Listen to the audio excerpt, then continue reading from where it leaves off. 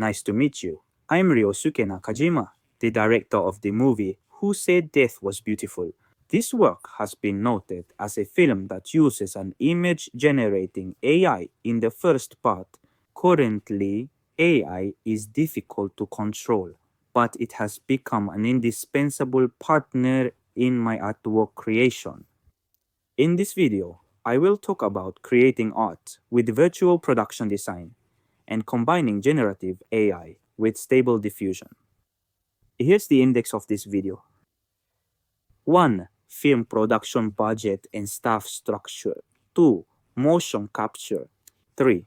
Virtual reality camera, virtual reality light. 4. AI rendering using generative AI. 5. A new challenge. First off, a brief self-introduction before we get into the main topic. I'm a live-action film director and have made 7 feature films so far. On the other hand, since the end of 2022, I've been running a motion capture studio here, interested in motion capture and virtual reality. Who said the poetry is beautiful? It's my first time directing an animation. First, I'll explain about the production budget and staff structure. The creation cost is 50 million yen, 3 million yen for promotion and distribution, and 1 million yen for appearance fees. The production cost is 10 million yen, and other miscellaneous expenses are 1 million yen. A 70-minute full CG animation created by a main staff of 5 over approximately 8 months. It was screened in 6 theaters nationwide and is currently being prepared for international distribution. Summarize the entire process by task. It took 1 month to prepare 3D models such as characters, locations, and props. Recording motion capture took 1 week, 3 weeks for VR camera shooting and editing, and 3 months for motion capture motion correction and facial expression creation. 1 month for lighting and effects creation. 1 month for AI rendering, compositing people and backgrounds, and grading the video.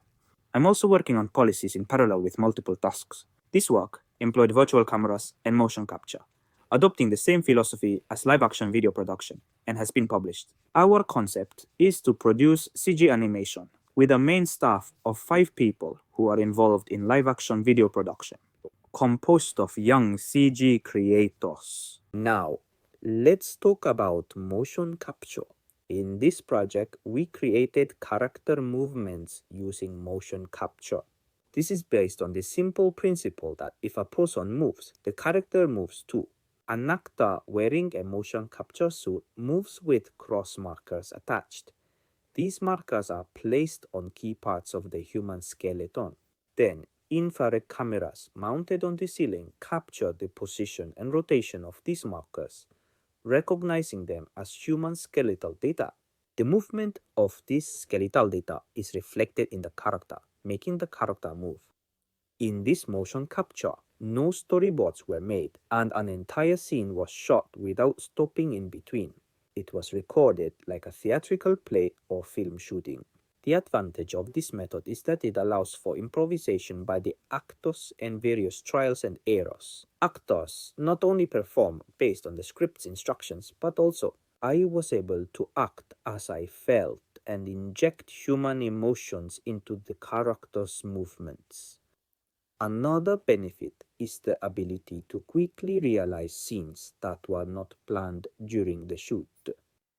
For example, the fantasy scene in the sea currently shown on the screen was not in the script during filming.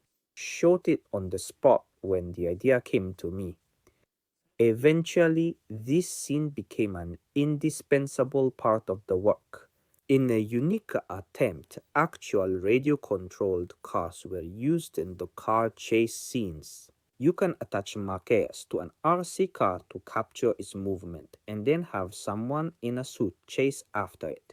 We created a car chase scene being chased by a giant zombie. Shooting scenes like miniature photography without sticking to storyboards allowed for intuitive and speedy production.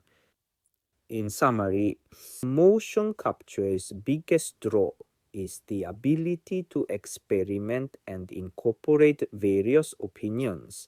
Even if an idea seems outlandish, The fact that it can be quickly realized without hesitation is extremely valuable.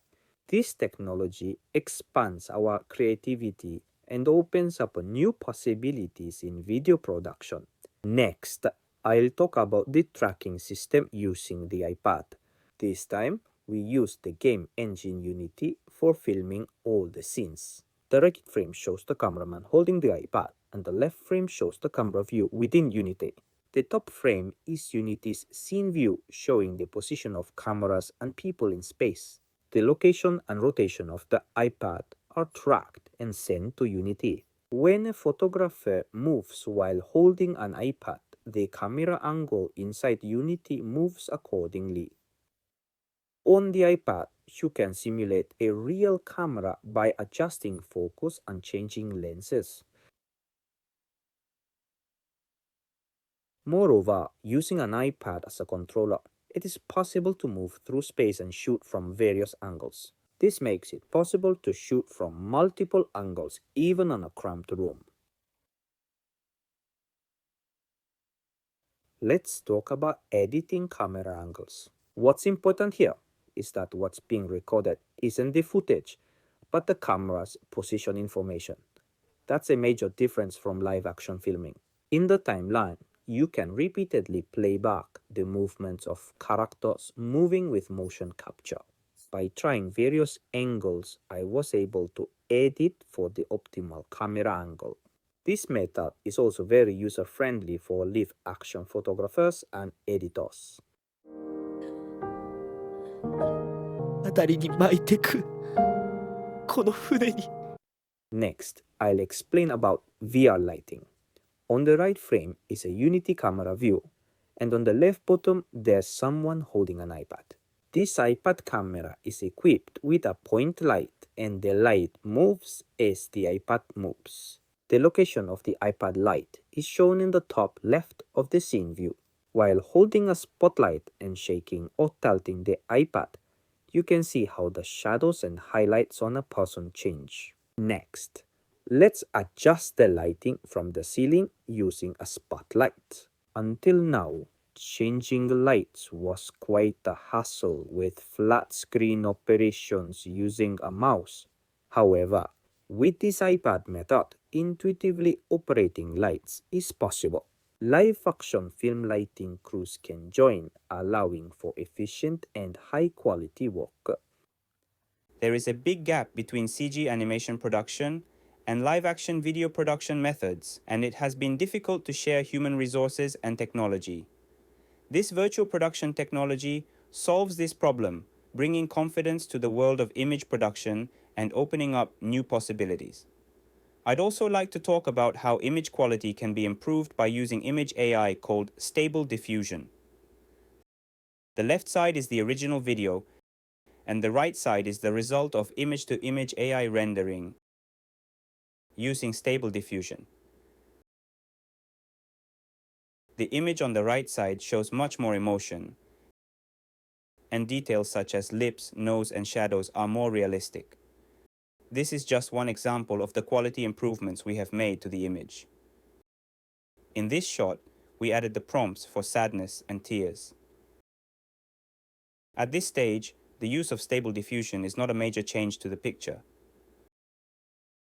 With major changes, it is difficult to maintain consistency, and a series of disjointed pictures can result. Therefore, we use 3D for the base image, and at the end of the process, by slightly changing the stiff 3D look, we add hand-drawn softness and subtle emotion to the expression. We pay particular attention to the eyes and bring the characters to life by making changes to them. Next, I would like to talk about our challenge. Instead of converting 3D characters into an animated style, we are now experimenting with a new approach, which is to convert live-action people into an animated style. This allows us to achieve rotoscoping animation on a small scale, which previously required a lot of manpower and time to produce. Stable Diffusion is constantly evolving, and new features are constantly being introduced. We will continue to push the boundaries of visual expression and explore new possibilities by combining the technologies of generative AI and virtual production. And we would like to introduce these techniques to all of you. Please follow our account. Thank you for watching.